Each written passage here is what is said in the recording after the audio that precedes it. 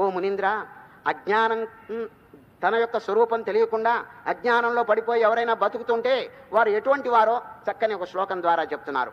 అచేతన ఇవ జనా పవనై ప్రాణనామభి ధ్వనంత సంస్థిత వ్యర్థం యథా కీచకవేణవ. కీచకం అంటే తెలుసిన వెదురు బొంగు అండి. అరణ్యాల్లో వెదురు పొదలు ఉంటాయండి. ఆ వెదురు బొంగుల్లోనండి తుమ్మిదలు ఏం చేస్తాయి తెలిసిన? రంధ్రాలు, బొక్కలు పొడుస్తాయండి తుమ్మిదలు. ఆ బొక్కల్లో నుంచి, రంధ్రములో నుంచి గాలి ప్రసరించి శబ్దం అవుతుందండి. తక్కిన చెట్ల దగ్గర శబ్దం ఉండదండి. వెదురు పొద అక్కడ బుయ్యని శబ్దం వస్తుంది. కారణం, ఈ గాలి ఈ రంధ్రములో ప్రవేశించి బొంగుల్లో శబ్దం కలుగు చేస్తుందండి. సరే, జ్ఞానం తన యొక్క స్వరూపం తెలియకుండా ఎవరైనా బతుకుతున్నారంటే వాడు ఎటువంటి వాడు తెలిసిన? వెదురు బొంగు వంటి వాడు. చూచారా? ఏమి ఆ ప్రాణవాయు అక్కడేమో వెదురు బొంగులో గాలి ప్రవేశించింది. అక్కడ దానికి రంధ్రాలు ఉన్నాయి.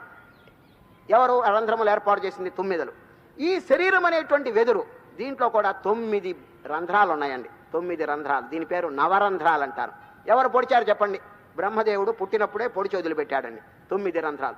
దానిలోనండి ప్రాణవాయువు ప్రసరిస్తుంటే వీడు మాట్లాడుతున్నాడు. అజ్ఞాని మాట్లాడటం ఎట్లా ఉందంటే, ఇదిగో వెదురులో గాలి ప్రవేశించి అక్కడ శబ్దం ఎట్లా చేస్తుందో వీడు మాట్లాడుతున్నాడు, అది మాట్లాడుతుంది. What difference? అది జడమైంది, వీడు అజ్ఞానంలో ఉన్నాడు. ఇద్దరు ఒకటే అంటాడు ఎవరు? రామచంద్రుడు. జ్ఞానం లేకుండా కనుక ఎవరైనా బతికారంటే ఆ బతుకు ఎటువంటిదంటే, అరణ్యంలో వెదురు ఏ ప్రకారంగా బతుకుతూ శబ్దం చేస్తున్నదో అదే విధంగా వీడు కూడా మాట్లాడుతున్నాడు, చేస్తున్నాడు. ఏం లాభం? జడమైనటువంటి పరిస్థితి అంటాడు. చూడు, అచేతనా ఇవ జనా పవనై ప్రాణనామభి ధ్వనంత సంస్థిత వ్యర్థం యథా కీచకవేణవ. అది నిరుపయోగం అనమాట. ఆ బొంగు చూడండి, ఆ విధంగా అరణ్యంలో ఈ విధంగా పుట్టడం పోవటం అంతే. వీడు కూడా అంతే, అది మాట్లాడుతున్నది, ఇది దానికి రంధ్రాలు ఉన్నాయి, వీడికి 9 రంధ్రాలు ఉన్నాయి అని పోలిక చూడండి. దీనికి పోలిక చూపించి అది జడమైన వస్తువు, వీడు కూడా జడంగానే ఉన్నాడు, జ్ఞానం ఏం పొందలేదు, కాబట్టి వేస్ట్ ఆఫ్ లైఫ్ అంటాడు.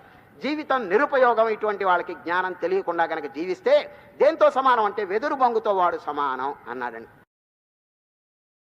ఈ యోగ వాసిష్ఠులో ఉన్నటువంటి స్పెషాలిటీ, ప్రత్యేకత ఏమిటో తెలుసండి. శిష్యుడైనటువంటి శ్రీరామచంద్రుడు ఈ వయస్సు ఎంత చెప్పండి? 16 ఏళ్ళు. చాలా యంగ్ వయస్సు అని, చిన్న వయస్సు అది. అందువల్ల వశిష్ఠుల వారు నిగూఢమైనటువంటి కఠినమైనటువంటి వేదాంతం కనుక ఏదన్నా చెబితే వారికి చిన్న వయస్సు కదండి, అందుచేత సరిగా వారికి అవగాహన అవుతుందో కాదో అనో ఏమో మరి. ఈ యోగ వాసిష్ఠులు మొదటి నుంచి చివరి వరకు ఇల్లస్ట్రేషన్స్, దృష్టాంతములు, కథలు ఇవన్నీ ఎక్కువగా ఉన్నాయండి దీంట్లో. ప్రతి శ్లోకం కూడా దాదాపు ఒక ఉపమానం, ఉపమేయం ఉంటుంది. కారణం, చక్కగా శిష్యుని యొక్క హృదయంలో అది ప్రవేశించడానికి ఇల్లస్ట్రేషన్స్, దృష్టాంతాలు చాలా ఎక్కువగా ఉన్నాయి, కథలు ఎక్కువగా ఉన్నాయి. ఇక మీద నుంచి ఒక కథ చిన్న విచారణ చేస్తాం, దాని ద్వారా చక్కని బోధ చేస్తాం. ఈరోజు కర్కటి ఉపాఖ్యానం అనేటువంటిది ప్రారంభం చేస్తున్నాం. వశిష్ఠుల వారు రామచంద్రుని కర్కటి ఎవరో తెలుసండి? రాక్షసి, రాక్షసి అండి. ఒక పర్వతం మీద కూర్చుందండి, తపస్సు చేస్తున్నది, ఘోరమైనటువంటి తపస్సు. ఎవరు? కర్కటి అనేటువంటి రాక్షసి. బ్రహ్మదేవుడు ప్రత్యక్షమైనారు. అమ్మా, నీ తపస్సుగా మెచ్చినాను, ఏదైనా వరం కోరుకుంటావని. ఆమె ఏం చేసింది తెలుసండి? వరం కోరుకుంటున్నాను, ఆ వరం నాకు ఇవ్వండి. నేను ప్రజలను బాధించాలి. చూచారా? నేను ప్రజలను బాధించాలి కాబట్టి నన్ను ఒక రోగంగా మారండి. వాళ్ళ శరీరాల్లో ప్రవేశించి వాళ్ళందరినీ సర్వనాశనం చేసి వదిలిపెడతా. అది ఏ రోగం తెలుసండి? క్షయ రోగంగా నన్ను మార్చండి అని చెప్పి కోరుకున్నదండి. ఎవరు? బ్రహ్మదేవుడు ఏం చేస్తాడు చెప్పండి? పరమాత్మ ఎవరో తెలుసండి? కల్పవృక్షం. దాని కింద ఉండి ఎవరు ఏ కోరిక కోరుకుంటే అది నెరవేర్చేటువంటి మహానుభావుడు అండి. ఇటువంటి హీనమైనటువంటిది కోరుకున్నది కాబట్టి వారు ఏం చేయగలరు? తథాస్తు అన్నాడు, ఫినిష్ అంతే. అట్లాగే నేను రోగంగా మార్చేస్తాను, జనులను బాధిస్తూ ఉండు, నీ సంకల్పం అట్లా ఉంది కాబట్టి నేనేం చేసేది? భగవంతుని కోరుకోవటం కూడా చూడండి, రకరకాలుగా ఈ ప్రాపంచిక పదార్థములు కొందరు కోరుతుంటారు, కొందరేమో వస్తువులు కోరుతుంటారు, మరికొందరు కేవలం సకామ కర్మతోనే జీవితం గడిచిపోతుందండి. భగవద్గీతలో ముఖ్యంగా ప్రతిపాదించింది నిష్కామ కర్మ. ఏం కోరికలే నారాయణ, అన్ని కోరికలు నెరవేర్చేటువంటి పరమాత్మ యొక్క పాదములు పట్టుకుంటే దానిలో అన్ని ఉన్నాయి కదండి. కుచేలుడు ఏమి సంపాదించి తెచ్చుకున్నాడు చెప్పండి? ఆ సంపద ఆ శ్రీకృష్ణ పరమాత్మ యొక్క పాదములను ఆశ్రయించాడు. నీ పాద కమల సేవయు. వారికి ఎంత సంపద, ఎంత అద్భుతమైనటువంటిది అంతా వచ్చింది చెప్పండి. అది కనుక ఆ మూలమును కనుక ఆశ్రయించుకుంటే ఇక చెట్టు అంత కళకళలాడుతుందండి.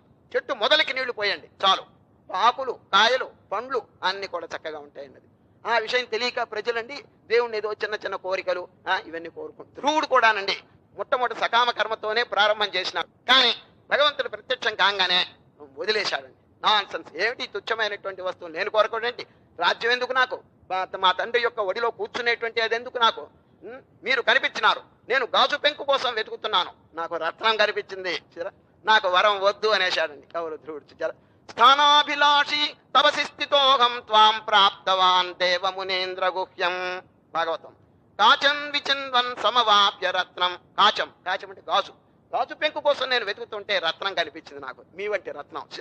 కాచం విచిన్వన్ సమవాప్య రత్నం స్వామిన్ కృతార్థోస్మి వరం నయాచే. వరం నయాచే, నాకు వరం వద్దనేసినారు. చూడు, ముందు సకామంతోనే మొదలు పెట్టారు తపస్సు. దేనికి? ఏమండి, తండ్రి యొక్క ఒడిలో కూర్చోవడానికి అది ప్రయత్నం, కానీ ఆఖరికి వదిలేసినాడండి. ఇది వద్దు నాకు, నీ పాద కమల సేవ అని చెప్పి ధ్రువుడు అండి ఆ భగవంతుని చింతన. కనుక అన్ని సుఖములు దేంట్లో ఉన్నాయో, యం లబ్ధ్వాచా పరం లాభం, అది అన్ని లాభముల కంటే గొప్ప లాభం దాంట్లో ఉన్నది ఆత్మసాక్షాత్కారంలో. అన్ని ఆనందముల యొక్క గని. మరి మానవుడు దాన్ని వదిలిపెట్టేసి ఈ చిన్న చిన్న సుఖాల కోసం ఈ విధంగా టైం అంతా నాశనం చేస్తున్నాడు. చూచారా? అందుచేత వశిష్ఠులు వారు ఈరోజు ఈ కర్కటి ఉపాఖ్యానం ప్రారంభిస్తూ మొట్టమొదట ఆమె తపస్సు చేయటం, వరం తెచ్చుకోవటం, పాడు వరం అండి, జనులను బాధించేటువంటి వరం. దానికి ఎవరేం చేస్తారండి? భగవంతుడు ఏమి చేయటానికి మహానుభావుడు. ఎవరు ఏది కోరుకుంటే చూడండి, యో యో యాం యాం తను భక్త శ్రద్ధయార్చితుమిచ్చతి తస్య తస్యాచయాం శ్రద్ధాం తామేవ విదధామ్యహం. ఓ అర్జునే, ఎవరు ఏది కోరుకుంటారో అది ఇస్తున్నాను నేను. నేనేం చేసేది? కోరటంలో వాడు కొంచెం కామన్ సెన్స్ ఉపయోగించుకుంటే వాడు బాగుపడతాడు. అది ఏదైనా మంచి మంచి విషయాలు కనుక అనుకుంటే ఎంత చక్కగా నెరవేరేది. చూచారా? అదేవిధంగా భగవంతుని దగ్గరికి వెళ్ళి ఇది కోరుకున్నది, హీనమైనటువంటి వరం కోరుకుంది. బ్రహ్మదేవుడు ఏం చేయగలడు? తథాస్తు అన్నాడు. అప్పటి నుంచండి పగలంతా ఈ రోగుల్ని బాధించటం, రాత్రిపూట అరణ్యంలో తన నిజస్వరూపం అంటే ఏంటి, రాక్షసి బ్రహ్మాండ కొండ మోస్తరండి దాని ఆకారం. ఆ ఆకారంతో రాక్షసి తిరుగుతుందండి చీక. ఇది ఎక్కడ? అరణ్యంలో. అరణ్యంలో రాత్రి అంతా తిరగటం, పగలు ఇది ఈ రోగుల యొక్క ఇది మానవుల యొక్క శరీరంలో ప్రవేశించి క్షయ అంత స్కెలిటన్ అయిపోతాడండి. తెలుసు కదండి, డాక్టర్లు ఎంతో చికిత్సలు చేస్తుంటారు. మదనపల్లి చూడండి, దీనికి వ్యాధి నివారణ మదనపల్లిలో శానిటోరియం, అనేక మంది క్షయ రోగులు వచ్చి అక్కడ బాగుపడుతున్నారండి. ఆ వాతావరణం, అట్మాస్ఫియర్ అంత అద్భుతంగా ఉంటుందండి. సరే, ఈ కోరుకుంటే రోగులు చాలా మంది బాధపడుతున్నారు. పగలంతా రాత్రిపూట రాక్షస రూపంతో సంచారం చేస్తుంది అరణ్యంలో. ఒకనాడు ఏమైంది తెలుసండి, రాత్రిపూట అరణ్యంలో సంచారం చేస్తుంటే ఇద్దరు మనుష్యులు వస్తున్నారండి. చీకటి, ఆ చీకటిలో ఇద్దరు మనుషులు వస్తున్నారు అరణ్యంలో. ఈ రాక్షసికి సర్ప్రైజ్, మహా ఆశ్చర్యం కలిగిపోయింది. ఈ అరణ్యంలో రాక్షసులు తిరిగేటువంటి చోటు కాబట్టి ఎవరు రారు. అందులో అర్ధరాత్రి ఇద్దరు మనుషులు వస్తున్నారంటే ఎంత ధైర్యం ఉండాలి వారికి చెప్పండి. వారిద్దరు ఎవరో తెలుసండి, దేశపు రాజు మంత్రి. రాజు మంత్రి రాత్రిపూట తిరుగుతున్నారండి అరణ్యంలో. వారు వస్తున్నారు. ఈ రాక్షసుని పెద్ద శరీరం కదా, కేక వేసింది, ఓ మనుషులారా, ప్లీజ్ కమాన్, హరి, త్వరగా రండి, నాకు ఆకలి అవుతున్నది, శుభ్రంగా మిమ్మల్ని మింగేస్తాను అన్నదండి. ఇంకోళ్ళు అయితే అసలు గుండె బద్దలయ్యేది. వాళ్ళిద్దరండి మహాధైర్యంతో ఉన్నారండి, ఏమి చెలింపలేదు ఈ కేకలకి. కేక వేసేసిందండి. దానిలో మంత్రి గారు జవాబు చెప్తున్నారండి. ఏం చెప్పారు తెలుసండి? రాక్షసుతో వస్తున్నారు, దగ్గరకు వచ్చేసినారు. త్వాదృశానాం సహస్రాణి మశకానామివాబలే. అబలే అని అబల అంటే స్త్రీ అండి, బలం లేనటువంటి ఓ రాక్షసి. త్వాదృశానాం సహస్రాణి, నీ వంటి వేల కొలది దోమల్ని మా ధైర్యం అనేటువంటి తుపానుగాల్లో ఇదివరకు కొట్టి అవతల పారేసేసాం, నువ్వు ఒక లెక్క అన్నాడండి. ఎవరు? మంత్రి. ఎంత గంభీరమైనటువంటి వాక్యం చూడండి, మళ్ళీ చెప్తున్నాను. త్వాదృశానాం సహస్రాణి మశకానామివాబలే. మశకం అంటే దోమ. నీ వంటి దోమలు మా ధైర్యం అనే తుపానుగాల్లో కొట్టుకుని పోయినారు ఇదివరకు చాలా మంది. అస్మాకం ధీరతావాక్య యూఢాని తృణపర్ణవతు. తుపానుగాల్లో తృణం గడ్డి ఎట్టా ఎగిరిపోతుందో మీరంతా, నువ్వు ఒక లెక్క మాకు అన్నాడు. వెంటనే రాక్షసి పరమాశ్చర్యం, ఇదివరకే ఆశ్చర్యంగా ఉంది వీళ్ళు రావటమే. ఇప్పుడు ఈ మాట చెప్పంగానే చావుని దిక్కతున్నారే వీళ్ళు. రాక్షసు అంటే ఎవరండి? ఒక్కసారి మింగేస్తుందండి ఈ మానవులు. అయినప్పటికీ కూడా వాళ్ళు ఇంత ధైర్యంతో నీ బోటోళ్ళు లెక్క అనేక మందిని చూచామని చెప్పినారే. వెంటనే అనుకుందండి, వీరు సామాన్యులు కాదు, ఆత్మజ్ఞానం చక్కగా జీర్ణమైన మహానుభావులు. ఆత్మజ్ఞానం లేదే, తన ఆత్మ సాక్షాత్కారం కలగందే ఇంత ధైర్యం అనేది మానవుడికి రానే రాదు. ఇప్పుడు భగవద్గీతలో శ్రీకృష్ణుడు చెప్పలేదు, ఇది పుట్టదు, చావదు, ఛేదింపబడదు, దహింపబడదు అని చెప్పి. అటువంటి ఆత్మ వస్తువు కనుక రియలైజేషన్ ఎవరికైనా కలిగితే ఇక వారికి దేని మీద భయం చెప్పండి? ఏమి భయం ఉండదండి. కారణం, భయమును పోగొట్టే వారిని పట్టుకున్నారు వీళ్ళు. చూచారా? భయం భయానాం అపహారిణి స్థితే మనస్యనంతే మమ కుత్ర తిష్టతి యస్మిన్ స్మృతే జన్మ జరాంతకాది. జన్మ పుట్టడం ఇవన్నీ కూడా తొలగిపోతాయి ఎవరిని వారిని కనుక ఆశ్రయిస్తే. యస్మిన్ స్మృతే జన్మ జరాంతకాది భయాని సర్వాణి అపయాంతి తాత. ప్రహ్లాదుడు తండ్రితో చెప్పిన వాక్యం అండి భాగవతంలో. నాన్న నాకేం భయం, ఎందుకంటే భయములను పోగొట్టేటువంటి పరమాత్మ యొక్క పాదములు నేను ఆశ్రయించినాను, ఇక నాకు ఎవరిని చూస్తే భయం, నువ్వు ఎన్ని కష్టాలు పెట్టినా ఐ డోంట్ కేర్ అన్నాడు ఎవరు, ప్రహ్లాదు. అదేవిధంగా ఈ కర్కటి జనులందరినీ బాధిస్తూ ఆఖరికి అరణ్యంలో తిరుగుతుంటే అర్ధరాత్రి వేళ ఇద్దరు కనిపించి కేక వేసినప్పుడు మంత్రి గారు ఈ జవాబు చెప్పారు, నీ వంటి వాళ్ళు లెక్కలేని వాళ్ళు అంత కొట్టుకుపోయినారు మా ధైర్యం దగ్గర నూకలే. వెంటనే వారి దగ్గరికి రాగానే నమస్కారం చేసిందండి ఎవరు, రాక్షసు. మహానుభావులారా, ఇంత ధైర్యం నేను ఎక్కడ చూడలేదు, మీరు ఆత్మను పొందినారు, యు హావ్ రియలైజ్డ్ గాడ్, లేకపోతే ఇంత ధైర్యం ఇంత స్ట్రెంగ్త్ ఆఫ్ విల్ మీలో ఉండటం మహా కష్టం. అది అజ్ఞానుడికి ఇంత ధైర్యం రాదు, అసలే అంధకారం, అందులో రాక్షసులు, అందులో అరణ్యం, మరి వారికి భయం ఉండదా చెప్పండి, మీకు లేదే. కాబట్టి మీకు ఆత్మజ్ఞానం కలిగి ఉంది, కూర్చోండి, మీ ద్వారా నేను కొన్ని నేర్చుకోవాలి. చూడండి వారిని అండి కొన్ని ప్రశ్నలు అడుగుతుందండి, అన్ని ఆధ్యాత్మికమైనటువంటి ప్రశ్నలు అండి, ఎన్నో తెలుసండి, 160 చూడండి 160 దాదాపు ప్రశ్నలు అడుగుతుందండి, అన్ని ఆధ్యాత్మిక విషయమైంది. దానికి ముందు మంత్రి గారు జవాబు చెప్తారు, రాజుగారు తర్వాత జవాబు చెప్తారు. ఆమెకండి సంతోషం కలిగిపోయింది, తృప్తి కలిగిందండి. ఒక్క ప్రశ్న చూడండి, అన్నిటికీ టైం లేదు, ఒక్క ప్రశ్న. కర్కటి చాలా ప్రశ్నలు అడుగుతుందండి రాక్షసి. గచ్చన్ నగచ్చతి జగః కో అతిష్టన్ నపితిష్టతి. ఏమండి చెప్పండి, ఒక వస్తువు ఉన్నది ప్రపంచంలో, అది నడుస్తున్నప్పటికీ వాస్తవంగా నడవటం లేదు. చూడు, గచ్చన్ నగచ్చతి జగః కో అతిష్టన్ నపితిష్టతి, అది ఉన్నది కానీ కనిపించదు, ఆ వస్తువు ఏమిటో చెప్పండి అని ఇటువంటి ఆధ్యాత్మిక పరమాత్మను గురించి అడుగుతున్నదండి. గచ్చన్ నగచ్చతి జగః కో అతిష్టన్ నితిష్టతి కశ్చేతనోపి పాషాణః కశ్చిద్ వ్యోమ్ని విచిత్రకృతు. వ్యోమ్ని ఆకాశంలో ఈ నక్షత్రాలు, ఈ బ్రహ్మాండం, ఇదంతా కూడా ఎవరు మ్యానిపులేట్ చేస్తున్నారు అని ప్రశ్న అండి. వారు అంతా చక్కగా సమాధానాలు చెప్పారండి. ఆత్మ వస్తువును అడిగింది, వారు ఈ జీవుల రూపంలో నడుస్తున్నాడు. గాడ్ ఈజ్ వాకింగ్, ఏ రూపంగా, జీవుల రూపంగా, ప్రాణికోట్ల రూపంగా నడుస్తున్నాడు, కానీ నిరాకారమైనటువంటి ఆకాశ రూపంగా నడవటం లేదు. ఆకాశం ఎక్కడనే నడుస్తుందండి, కనుక ద్వైతంలోనే నడుస్తున్నారు, అద్వైత స్థితిలోనే నడవటం లేదు అని ఈ ఇద్దరు కూడా సమాధానాలు చెప్తారు. ఈయనకి చాలా సంతోషించిందండి. సంతోషించి నెమ్మదిగా ఈ రాజు మంత్రి ఉన్నారు చూడండి, వారి ఇంటికి తీసుకుపోతారండి. ఎవరు, ఈ రాజు ఆతిథ్యం ఇస్తారండి. ఎవరికి, రాక్షసికి. ఆతిథ్యం ఇచ్చిన తర్వాత ఈ కర్కటి రాక్షసి మళ్ళా పర్వతం మీదకి వెళ్ళిందండి. వెళ్ళి మళ్ళీ ఘోరమైనటువంటి తపస్సు చేసి మరల బ్రహ్మదేవుడిని ప్రత్యక్షం చేసుకుని వరం కోరుకోమనంటే, స్వామి చాలా పొరపాటు చేశాను, ఇదివరకు మీరు కనిపించినప్పుడు నేను తుచ్చమైనటువంటి వరం కోరుకున్నాను, క్షయరోగంగా పరిణమించి ప్రజలందరినీ ఇప్పుడు ఎంతో బాధించినాను. ఇప్పుడు నేను కోరుకునేది ఏమిటి తెలుసండి, ఎవరెవరిని నేను బాధించినానో ఆ దుఃఖం, ఆ బాధ తొలగించడానికి ఉపాయం చెప్పండి అన్న. మనసు జ్ఞానం కలిగిన తర్వాత చూడండి ఎంత విశాల భావాలు కలుగుతాయో. ఇదివరకు ఒకరిని బాధించేటువంటిది, ఇప్పుడండి ఆ బాధ నివారణ, ఆ బాధ ఏ విధంగా తొలగుతుందో అది ఉపాయం చెప్పండి. బ్రహ్మదేవుడు ఒక మంత్రం చెప్తారండి, చాలా పెద్దదండి మంత్రం, అది పుస్తకంలో మీరు చూసుకోవచ్చును. ఓం రామ్ రీం అని చెప్పి మొదలు పెడుతుందండి, దాదాపు 4 లైన్స్ ఉంటుందండి అది. రాక్షసి, ఈ మంత్రాన్ని నువ్వు కంఠస్థం చేయి, ఎవరిని నువ్వు బాధించినావో క్షయరోగంతో వారి దగ్గరికి వెళ్ళు, వేప మండ తీసుకుని వారి శరీరం అంతా ఈ మంత్రం ఉచ్చరిస్తూ నువ్వు చక్కగా స్పర్శ చేయి, తర్వాత తీర్థం తీసుకుని వారి మీద చల్లు, వెంటనే ఆ క్షయరోగం నివారణ అయిపోతుందని బ్రహ్మదేవుడు ఒక చక్కని మంత్రం చెప్తారు. అంతర్ధానం అయిపోయినారు. ఈ రాక్షసి అదే మంత్రం బాగా కంఠస్థం చేసి తాను బాధించినటువంటి రోగులందరి దగ్గరికి వెళ్ళి ఆ రోగ నివారణ చేసేసిందండి. వశిష్ఠ మహర్షి గారు ఈ వాక్యం చెప్తున్నారు. ఈ కథ చెప్పి, రామచంద్ర, రాక్షసి మొట్టమొదట్లో హీనమైనటువంటి చరిత్ర కలిగినటువంటిది ఎందుకు ఈ విధంగా మారిపోయింది? కారణం మహాత్ముల యొక్క సాంగత్యం. సత్సాంగత్యం యొక్క మహిమను చెప్పడానికి ఇటువంటి కథ చెప్పారండి. సరే, సత్సంగత్వే నిస్సంగత్వం, నిస్సంగత్వే నిర్మోహత్వం, నిర్మోహత్వే నిశ్చలతత్వం, నిశ్చలతత్వే జీవన్మిక్తు ముక్తి, భజ గోవిందం భజ గోవిందం. అది ఈ ప్రపంచంలో చాలా ఏవైనా చెడ్డలు ఉండవచ్చుగాక, సంసార కటు వృక్షస్య, కటు అంటే చేదు.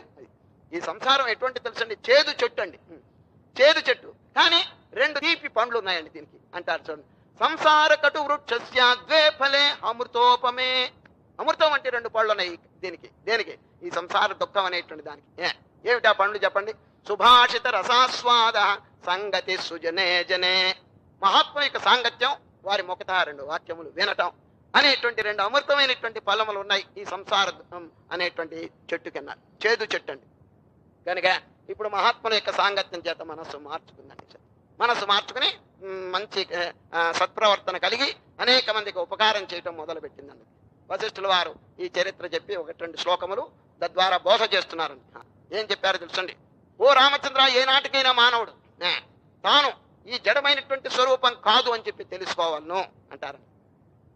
కేవలం చైతన్యమైనటువంటి వస్తువు అని చెప్పి ఈ జన్మ పూర్తయ్యే లోపల మానవుడు మస్ట్ రియలైజ్ అది అని చెప్పి 2 శ్లోకములు చెప్తున్నాడు. అజ్ఞానులు ఏమనుకుంటారు తెలుసండి, నేను కృషించిన వాడను, నేను దుఃఖిని, నాకు 2 చేతులు ఉన్నాయి, ఒక తల ఉన్నది, 2 కాళ్ళు ఉన్నాయి అని అనుకుంటున్నట్టండి. సరే, ఇది చాలా పొరపాటు. ఇది నాయన, నిజంగా కనుక ఈ శరీరం నీవైతే 3 కాలముల్లో కూడా కామన్ గా ఉండాలి. లేదే, ఈ శరీరం స్వప్నంలో లేదు, స్వప్నంలో సుషుప్తిలో లేదు, ఒక టైంలో ఉండి ఒక టైంలో లేకపోతే ఇట్ ఈస్ ఫాల్స్, అది నమ్మటానికి లేదు, it's an imagination of the mind అని వశిష్ఠుల వారు చక్కగా బోధ చేస్తూ, కృషోతి దుఃఖీ బద్ధోహం హస్తపాదాదిమానహం ఇది భావానురూపేణ వ్యవహారేణ బధ్యతే. నేను కృషించిన వాడను, 2 చేతులు గలవాడను, రక్తమాంసంతో కూడిన శరీరమే నేను అని ఎవరైనా అనుకుంటే ఈజ్ బౌండ్ అన్నాడండి. వాడు కట్టబడుతున్నాడు తాళ చేత, అజ్ఞానం అనేటువంటి తాళ చేత. కృషోతి దుఃఖీ బద్ధోహం హస్తపాదాదిమానహం ఇది భావానురూపేణ వ్యవహారేణ బధ్యతే. అది మళ్ళీ వెంటనే బంది ఎట్లా విముక్తుడవుతాడు? ఇదిగో మరలా వెంటనే కింద శ్లోకం, నాహం దుఃఖీ, నాకు వాస్తవంగా అసలు దుఃఖం అనేది లేదు, ఇదేదో మనస్సుకి సంబంధించిన దుఃఖం అంతా. నాహం దుఃఖీ నమే దేహో బంధకస్య ఆత్మనిస్థితః ఇది భావానురూపేణ వ్యవహారేణ ముచ్యతే. అది నేను కేవలం చిదానంద స్వరూపను, ఈ దుఃఖం ఇదంతా కేవలం మనస్సు, ఇదంతా ఒక లీల, ఇదంతా ఒక నాటకం, నేను నాటకానికి సాక్షి అని చెప్పి ఎవడు అనుకుంటాడో వాడు ముచ్యతే. కాబట్టి శ్రీ వశిష్ఠుల వారండి రామచంద్రునికి ముఖ్యంగా బోధించేది ఏమిటంటే అనుష్ఠానం. నిన్నటి దినం అధ్యాయం 7 చెప్పండి, విజ్ఞాన యోగం 7. విజ్ఞానం అంటే ఏమిటి? Practical course. అక్కడ కృష్ణ పరమాత్మ నొక్కి నొక్కి చెప్తున్నాడు, ఇక్కడ వశిష్ఠుల వారు ఈ డిసిప్లిన్, స్పిరిచువల్ డిసిప్లిన్, ఆధ్యాత్మిక క్రమశిక్షణ, చక్కని నియమములు పెట్టుకోవటం, హృదయాన్ని పరిశోధించి దాంట్లో ఉన్న మాలిన్యాన్నంతా కడిగి వేయటం, ఇది ముఖ్యంగా ఇద్దరు కూడా బోధ చేస్తున్నారు. ఎందుకు? It is necessary. జీవుడు తరించాలంటే ఊరికి నోటి మాటల చేత తరించడం కష్టం అన్నది. అజ్ఞానం పోవాలంటే ఇటువంటి జ్ఞాన విచారణ చేయవాలి. చేయటానికండి హృదయ పరిశోధన, దుర్గుణములను పరిత్యాగం, ఇదంతా చాలా అవసరం. నోటి మాటలతో అవుతుందండి ఇది. ఒక్కొక్కరికి అనేక జన్మల నుంచి సంక్రమించినటువంటి దురభ్యాసములు ఉన్నాయండి. ఆ దురభ్యాసములను తొలగించాలంటే కారణదేహంలో బీజ రూపంగా ఉంటాయండి, వాటిని తొలగించడం ఇట్ ఈస్ వెరీ డిఫికల్ట్. అది సార్, ఒక్కొక్క దాన్ని పట్టుకుని విచారణ చేత బాగా మనం దాన్ని పోగొట్టాలండి. విచారణ లేకపోతే మాత్రం పోదు. ఇప్పుడు ఒకటి మీద కోపం వచ్చింది అనుకోండి, ఏమే వాడు ఎవడు అనేటువంటి ప్రశ్న ముందు ఆలోచించుకోవాలి. Is not different for me, ఈ అనంతమైనటువంటి విశ్వరూపంలో వాడు ఒక స్వరూపం, ఇక వాడి మీద ఎందుకు నాకు కోపం అని ఈ విధంగా విచారణ చేత జ్ఞానం చేత వారు ఈ దుర్గుణాల్ని చేయించాలి. దీని పేరు వాసనాక్షయం. అది పేరు జ్ఞాపకం పెట్టుకోండి. వాసన అంటే evil tendencies of the past. అది అనేక జన్మల్లో కూడగట్టుకున్నటువంటి పాడు అభ్యాసముల పేరు వాసన అంటారు, దుర్వాసన. మన తెలుగులో వాసన కాదండి, తెలుగులో వాసన అంటే స్మెల్. సంస్కృతంలో వాసన అంటే టెండెన్సీ, సంస్కారం, ఇప్పటిది కాదండి. తత్రతం బుద్ధి సంయోగం లభతే పౌర్వదైహికం అన్నారు మన 6వ అధ్యాయంలో శ్రీకృష్ణుడు. పూర్వజన్మలో చేసినటువంటివన్నీ కూడగట్టుకుని ఇప్పుడు మొదలు నుంచి మొదలు పెడతారు. పూర్వజన్మలో డెకాయిట్, హైవే రాబర్గా ఉంటే వాడు పుట్టుకుతోనే దొంగతనాలు చేస్తాడు. పూర్వం కనుక పెద్ద యోగీశ్వరుడు కనుక మరణిస్తే ఇంకా మోక్షం పొందకపోతే ఇప్పుడండి మహాత్ముల యొక్క ఆశ్రమానికి వెళ్ళిపోతాడండి వాడు. గృహస్థాశ్రమంలో పుట్టి చూడండి, రమణ మహర్షుల వారు, శ్రీ సద్గురు మలయాళ స్వాముల వారు, ఇటువంటి వారు ఎక్కడ పుట్టారో ఏం కదో.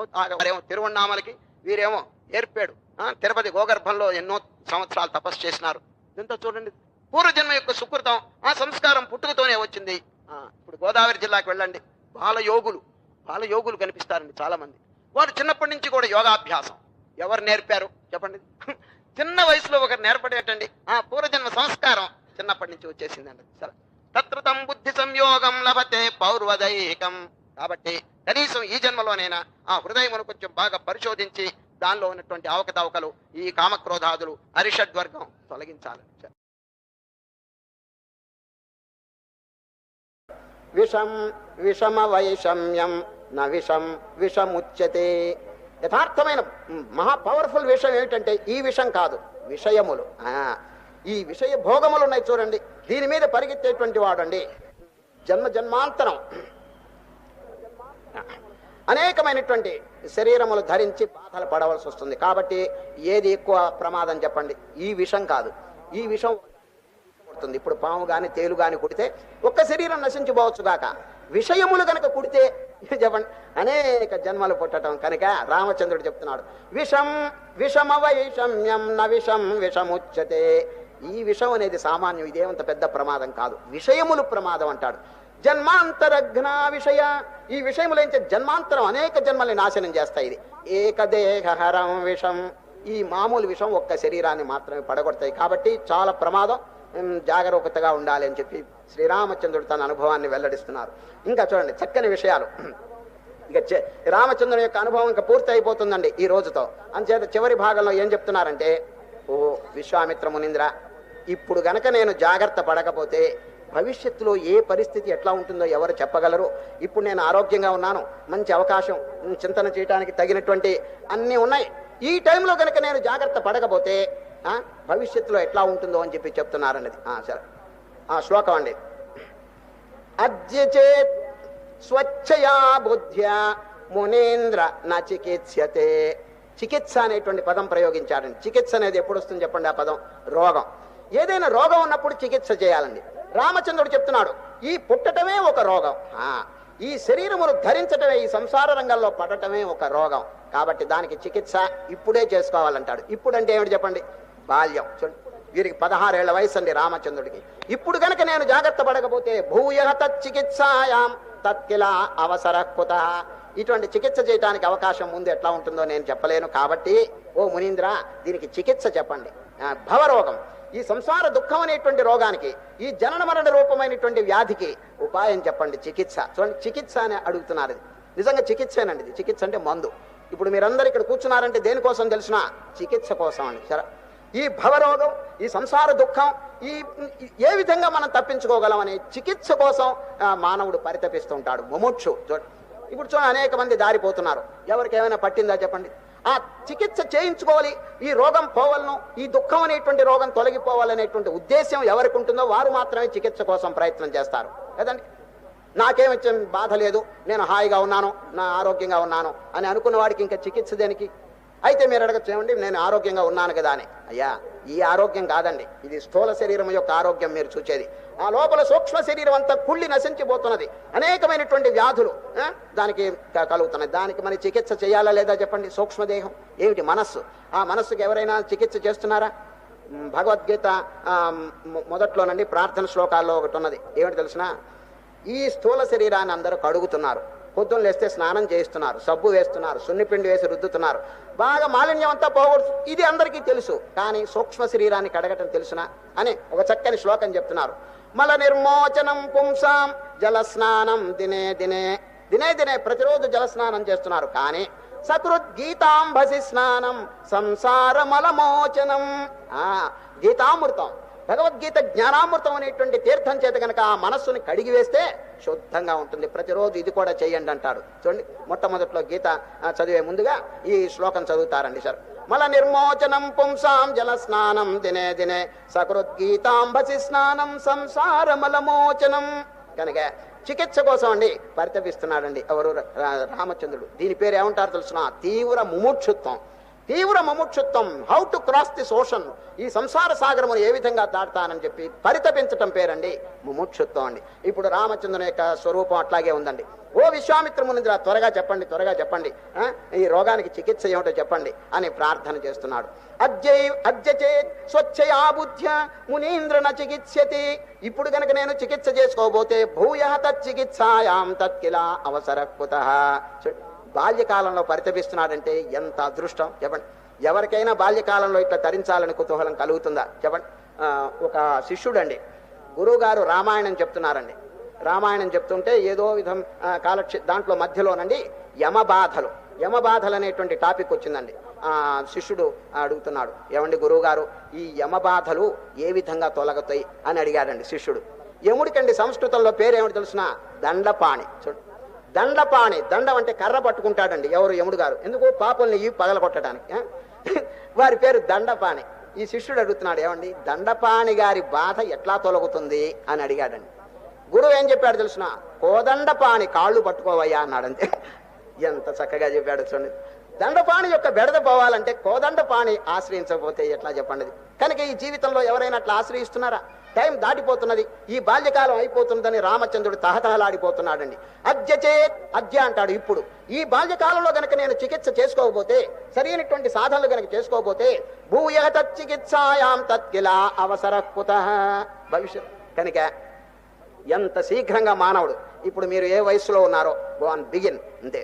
ఇంతవరకు గడిచిన దాని గురించి డోంట్ వరీ, ఏదో అయిపోయింది. బురదలో కాలు పెట్టారనుకోండి, దాని గురించి ఆలోచిస్తే లాభం లేదు. నీళ్లు తెచ్చుకోండి చెంబుతో, బురద కడుక్కోవాలి. అంతేనండి ఇప్పుడు చేయవలసిన పని. అయ్యో పూర్వం నేను ఈ పాపం చేశానే, నేను దేవుణ్ణి మర్చిపోయినానే, ఈ సంసార కోపంలో పడి నానా విస్మరించినానే, ఇటువంటిది ఏం వద్దండి. ఎందుకంటే గతించిన దాని గురించి ఏమీ మాట్లాడవలసిన పని లేదు. ఎందుకంటే Longfellow, let the dead past bury its dead అంటాడు. Act in the living present, heart within God overhead అంటాడు. ఎవరు? లాంగ్ ఫెలో అని కవి. గతించిన దాని గురించి ఏడవబాకండి, ఇప్పుడు చేయవలసినటువంటి కర్తవ్యం చక్కగా చేయండి అంటాడు. కనుక ఈ జీవితం మహా దుర్లభం అని చెప్పి రామచంద్రుడు, ఇంకా ఇతరమైనటువంటి శాస్త్రజ్ఞులు వీరందరూ కూడా ఘోషిస్తున్నారు. మానవుడు జాగ్రత్త పడాలన్నది అర్లీ స్టేజెస్ లో చేసుకుంటే చాలా మంచిదండి. బాల్యకాలంలో నుండి మనస్సు ఎట్లా ఉంటుంది? ఫ్రెష్ గా ఉంటుందండి. యవ్వనం వచ్చేటప్పుడు కొంచెం చెడిపోతుంది, వార్ధక్యంలో సర్వనాశనం అయిపోతుంది. కనుకనే ముఖ్యంగా తరించాలనే ఉద్దేశం కలిగి వారు చిన్నవారికి గనక ఏదన్నా బోధ, పూర్వజన్మార్జితమైన సుకృతం చేత ఏదన్నా గనక వస్తే తల్లిదండ్రులు చెడగొట్టబాకండి. తల్లిదండ్రులు కొందరు నిరుత్సాహపరుస్తున్నారండి. వీడికి అప్పుడే వైరాగ్యం ముదిరిపోయింది అని చెప్పేసి. అయ్యా, ముదిరితే అది మీకందరికీ క్షేమం. చూచారా? మీకే కాదు, 10 తరములు పైన వారందరూ కూడా తరించిపోతారు. ఏ వంశంలో ఒక్క బ్రహ్మనిష్ఠుడు జన్మిస్తే. అది తెలియక ఇదిగో మా వాడు ఏదో భక్తిగా ఉండి జపం చేస్తున్నాడు, ఇప్పుడేనా వాడికి పెళ్లి కావద్దా, వాడికి ఈ గొడవలన్నీ, ఇవన్నీ లేనిపోని మీరు గుచ్చేయబాకండి. వాడు తరించడానికి అవకాశమును కల్పించండి. One create an opportunity for his liberation. అది వారు కనుక మానవుడు ఎందుకు వచ్చాడు? తప్పించుకోవటానికి వచ్చాడు. బంధనం నుంచి విముక్తి కావటానికి మానవుడు వచ్చాడు. ఇంకా ఎన్ని జన్మలు ఈ తాళ్ల చేత కట్టబడి జీవుడు బాధపడాలి చెప్పన్నది. ఇప్పుడు రామచంద్రుడు ప్రార్థన చేస్తున్నాడు. ఓ విశ్వామిత్ర మునీంద్ర, ఇప్పుడు గనక నేను చికిత్స చేసుకోబోతే భవిష్యత్తులో ఎట్లా ఉంటుందో నేను చెప్పలేను, కాబట్టి తరించడానికి కావలసిన మార్గం నాకు బోధించండి అని ఆ విశ్వామిత్రుడిని ప్రార్థన చేస్తే, విశ్వామిత్రుడు నాయన తప్పకుండా మీకు చెప్తాను అని ప్రారంభం చేస్తారు. దాని పేరు ముముక్షు ప్రకరణం అండి.